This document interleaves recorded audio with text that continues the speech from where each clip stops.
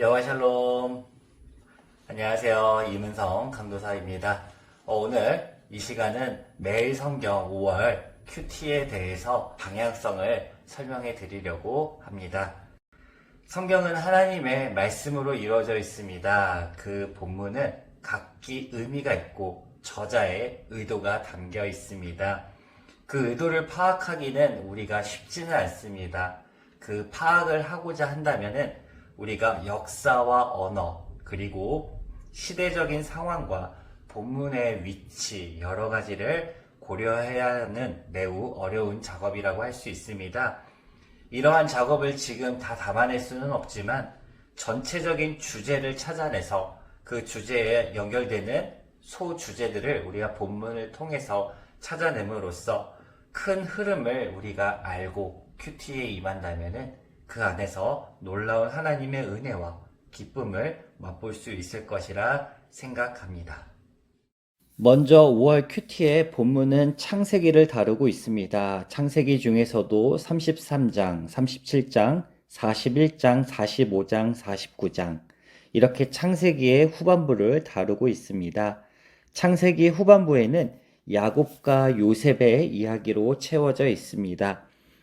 짧은 시간 안에 모든 본문을 다 이야기할 수는 없지만 창세기 전반부는 하나님의 천지 창조와 성품 그리고 언약에 초점을 두고 있습니다. 후반부는 선택받은 인물들을 통해 하나님의 언약과 섭리가 어떻게 성취되어 가는가에 초점을 두고 있다고 할 수 있습니다. 우리가 여기서 중점적으로 생각해야 할 단어는 언약입니다. 언약은 영어로 커버넌트라고 합니다.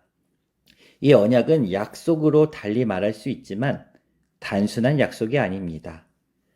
은행에서 대출을 받은 사람이 약속한 기한에 맞추어 납입을 해야 하는 의무가 있는 것, 이것을 바로 커버넌트라고 합니다.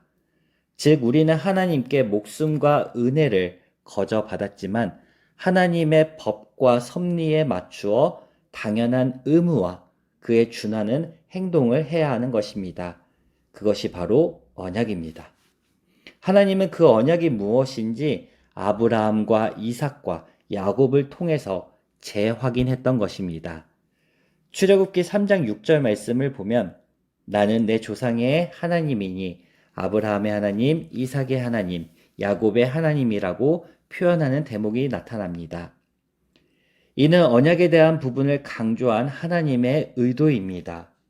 즉 복을 주고 민족을 이루시겠다는 하나님의 구원의 약속을 강조하며 이후에 37장부터 등장하는 요셉은 그 언약을 하나님이 어떻게 성취해 가는가에 초점을 두고 있다는 해석으로 보아야 합니다.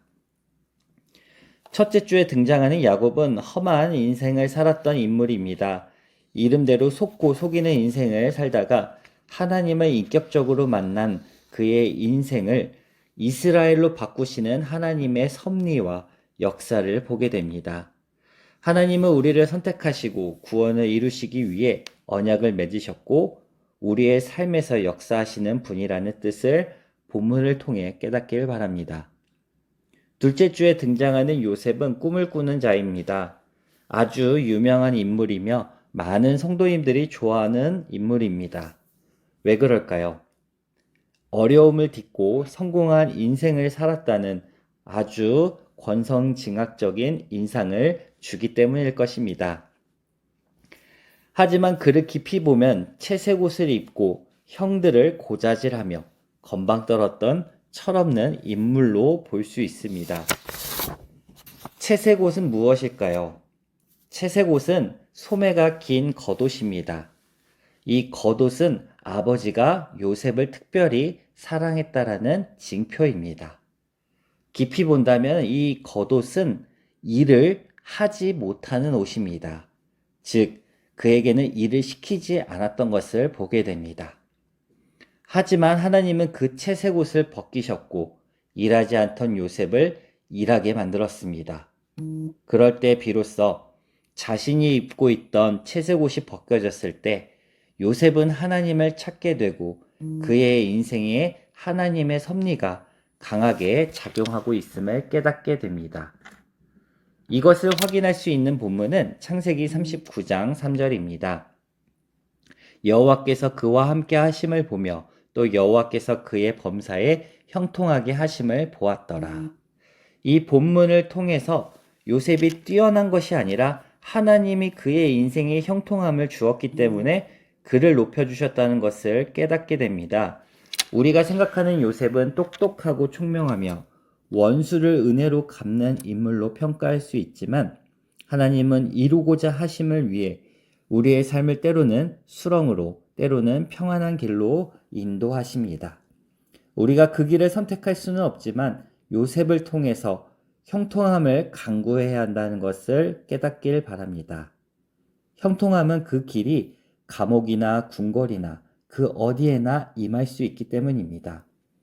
하나님은 이 땅에서 우리가 천국을 맛보고 경험하며 누리길 원하십니다. 그게 바로 언약을 주신 이유입니다. 요셉은 이 형통함을 경험하며 자신감을 얻었고 이렇게 형제들 앞에서 고백합니다. 하나님께서 나를 보내셨습니다. 우리도 우리의 가족, 우리의 형제, 또 우리의 이웃에게 하나님께서 당신을 구원하시기 위해 나를 보내셨다라고 고백하길 원합니다. 하나님은 나를 통해 구원과 축복의 통로로 사용하시길 원합니다. 5월의 주제, 언약과 섭리, 그리고 하나님의 형통이라는 키워드를 생각하며 깊이 있게 하나님의 뜻을 간구하는 한 달이 되길 축복합니다.